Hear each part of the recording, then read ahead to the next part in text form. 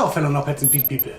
I'm George P. Schneider, the Gentleman Rocker, and welcome to this episode of Modular Monday.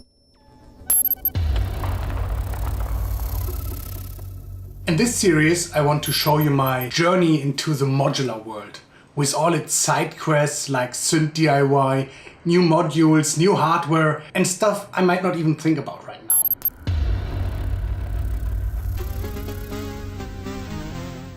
And to show off what this episode is all about, let's have a look back at my latest vlog.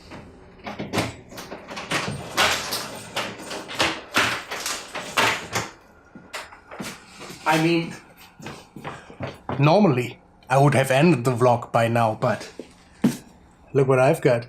So yeah, my Minibrute is finally here, my Minibrute2s, the sequencer version. And yeah, I've got my control room together. So this will be the main part of my Eurorack system. I will have the Minibrute2s as my main sequencer sound with the Rackbrute 6U on top of it. Yeah, and in this video I want to try to explain why.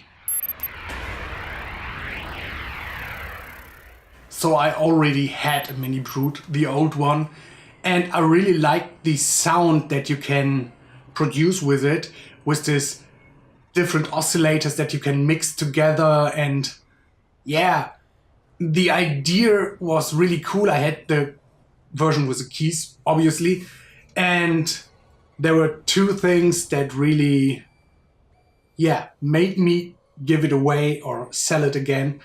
And first, I really suck at playing keys, so I don't really need a synth to live play. And the second one is the lack of sequencer, which I got away with the Beatstep Pro, but then again, it got really clunky, this synthesizer, sequencer, cables and stuff. Just for one voice, it was not that, yeah, good of a setup. And one thing that I didn't like too was the really harsh sound. So maybe it was three things, but this wouldn't have sold the synth. I really like that the new Minibrute 2 can get more round and kind of mellower sounds. It can get aggressive, but you can also get this nice round bass sounds. After hearing the first sounds out of it, I really fell in love with the sound, but then again, it had keys, it had a sequencer that is basically the same as my key step. And I like the sequencer of the key step in a keyboard, in a master keyboard, to just play in a sequence, but it's not really a sequencer I would use to produce music. So yeah, I thought nice, they got the sound right, they got this really nice patch bay, which is like the patch bay on the Microbrute, but on steroids. You have a lot of stuff to patch in and out, and it's really cool, but I need a sequencer like the Beatstep built into it. And as you all know, on the next day, that's what they announced.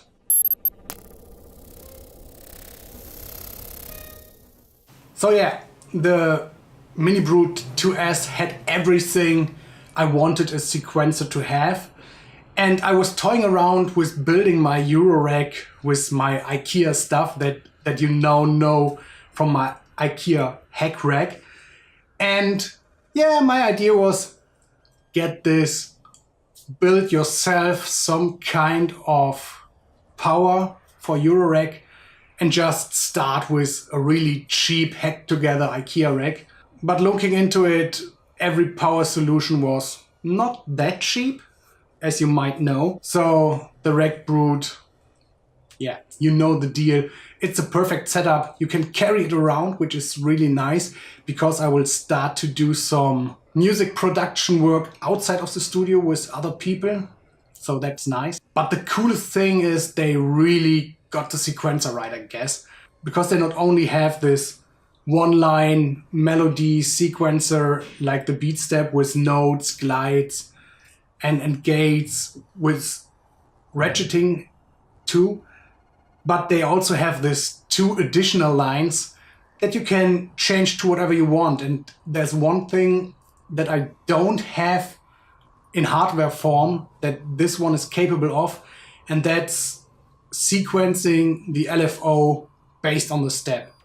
So I can do this dubsteppy, not bro step, but dubsteppy wobble with the frequency changing on every note, which I really like to use sometimes. And I can do it now in hardware and not only in software. So of course, I filmed a little bit of unboxing it, and let's have a look.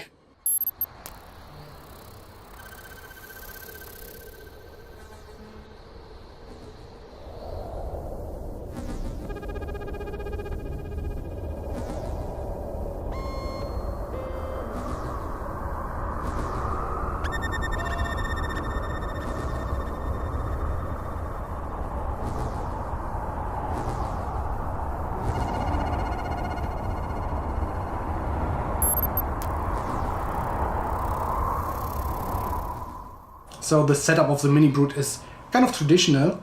There's one big oscillator, which basically is 3 oscillators in one.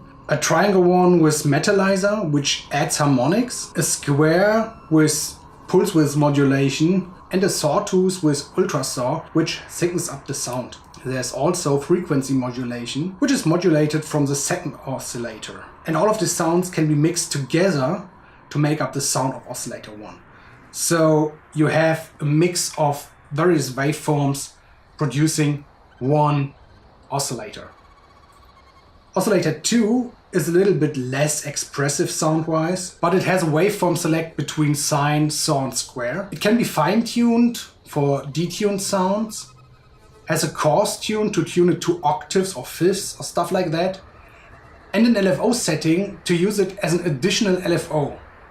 Speaking of LFOs, there are 2 and they have 6 waveforms. They can run into audio rate and are syncable to the sequencer. The sounds then run into the Steiner-Parker filter, which can be set to low pass, high pass, band pass and notch.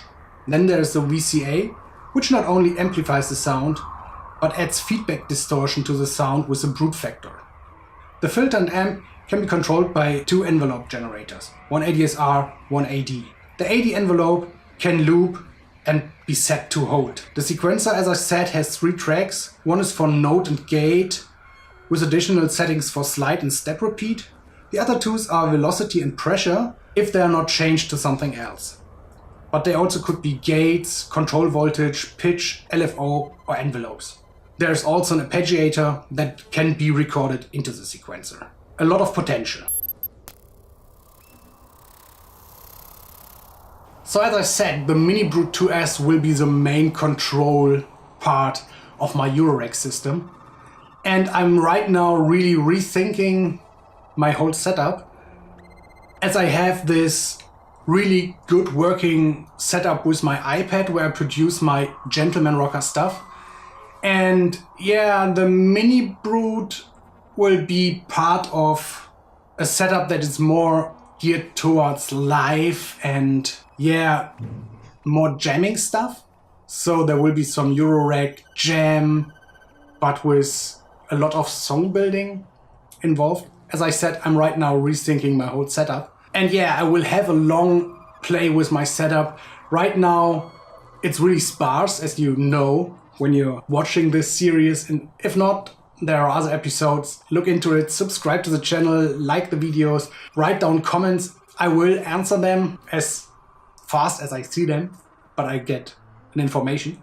So it should be really fast. But what I will do is right now sit down, build a lot of patches and starting to realize what I need in addition to the stuff that I have. And this will be a progress. It's something that I did last year too, where I rethink all my hardware setup and I restructured it a little bit, but it has not gotten to a part where I can play it live. I can live jam, play with my circuit and mono station together, and I can add additional sounds to it, like my strike fed and stuff like that. I can even add some of the boutiques that I have, but I don't really like the idea to have a sequencer on every machine, which makes it really untidy to work with. My idea is to get something to sequence all my stuff in one place. So it has to be in my Eurorack. As I said, I'm looking into it, and it's probably something that everyone tells you who started with Eurorack, or at least it's something I hear from a lot of people. You have to dive into it first to see what you want, and I'm right now getting to a point where I see what I want to do and not want to do. Yeah, as I said, it's a learning progress, and that's why I started this series. I wanted to show my journey from the start, so you're a part of it. So as I said, next week we'll take a look at the Variegate, which is a really cool sequencer. And yeah, after that, there will be more stuff to announce. I don't know what I will do. So people of the internet, I'm George, the Gentleman Rocker. See you later.